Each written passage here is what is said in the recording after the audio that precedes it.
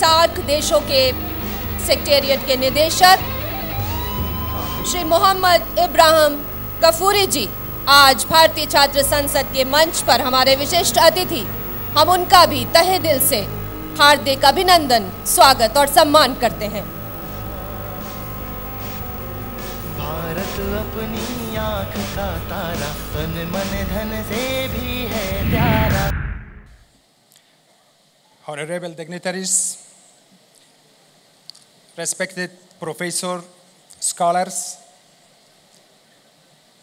media persons, dear students, ladies and gentlemen, namaste, good evening.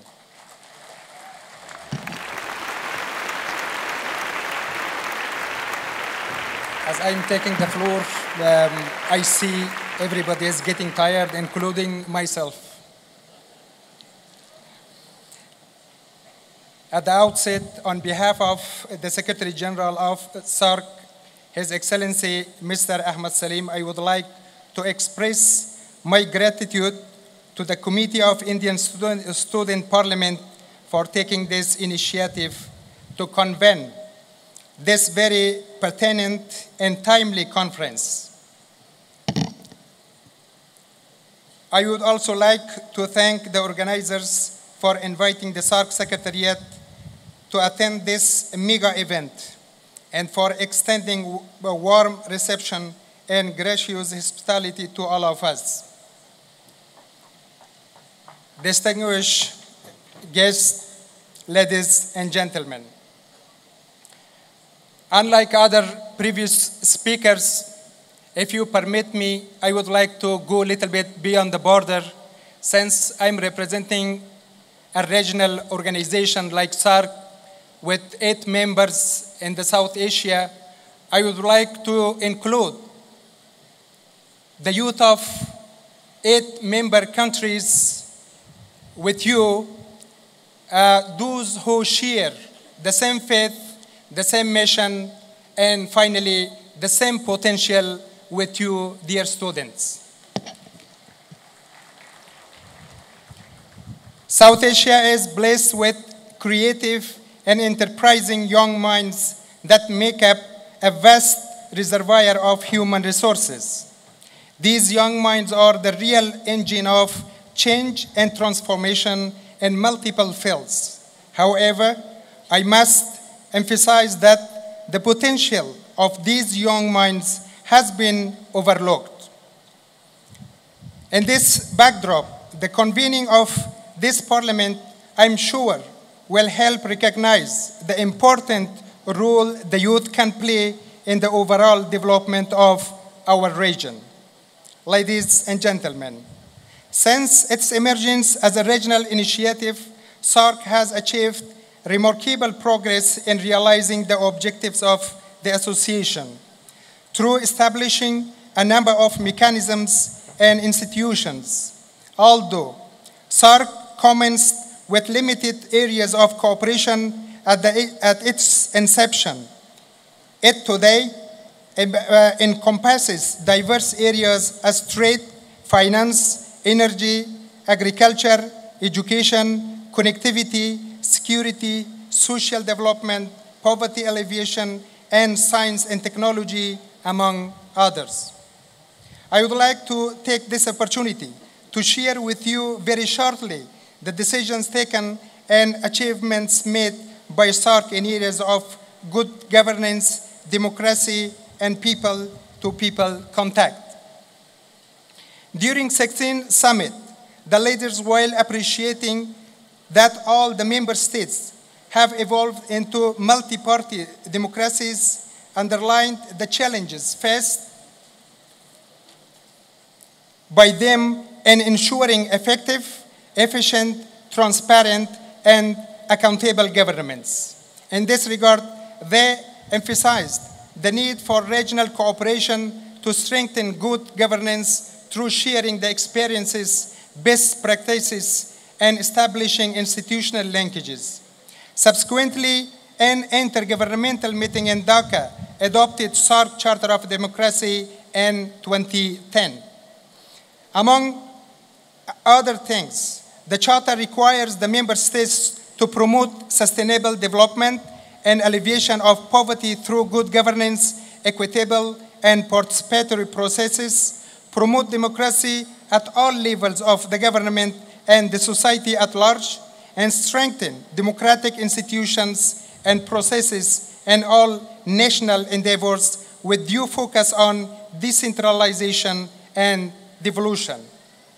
Keeping in mind that all SAARC member states have now evolved into multi-party democracy and recognizing the paramount importance of democratic and participatory tradition, SAARC leaders at the same summit also agreed to convene a conclave of SAARC parliamentarians, the first meeting of which is expected to take place during first half of 2013. The decision to set up the SAARC Forum of Heads of Election Management Body was mooted at the 37th session of the SAARC Standing Committee in Thimphu, April 2010. Among other things, the forum aims at experience sharing and exchange of training activities. The third Forum of Heads of Election Management Bodies of SAARC member states was held in New Delhi from 30 April to 2nd May 2012. At this forum, the heads of election management bodies of SAARC region, through a resolution, decided to hold regular meeting of the forum annually on a rotational basis. The meeting also adopted a charter formally endorsing the forum. Ladies and gentlemen, and dear students, SAARC attaches highly priority to the promotion of people-to-people contacts in the region to foster mutual understanding and goodwill among the peoples of South Asia. Accordingly, successive SAARC summits have emphasized on the importance of promoting people-to-people contacts at all levels outside the state sector, which is one of the main objectives of the association.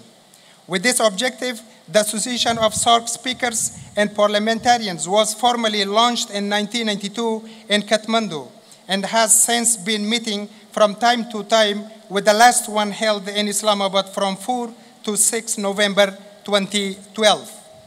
The association essentially is a forum for exchange of ideas and information on parliamentary practices and procedures. Its main objectives are to strengthen people-to-people contacts with a view to achieving mutual understanding, trust, and friendship among the people of SAARC countries, and also to promote contacts, coordinate activities, and exchange experiences among parliaments and parliamentarians of SAARC countries. The decision to establish the South Asia Forum was taken by the heads of state or government of member states at the 16th SAARC Summit in Thimphu, 28-29 April 2010. The forum provides a platform for generation of debate, discussion, and exchange of ideas on South Asia and its future development. The forum consists of eminent personalities of diverse backgrounds from all SAARC member states. The first meeting of the South Asia Forum was successfully held in New Delhi from 8 to 9 September 2011 under the overarching theme of integration in South Asia, moving towards a South Asian economic union. The forum that brought together policy makers, eminent personalities, academia, business leaders, and representatives of civil society from all the SAARC member states facilitated discussions and exchange of ideas on a number of important issues facing the South Asian region as a whole. Finally, distinguished guests,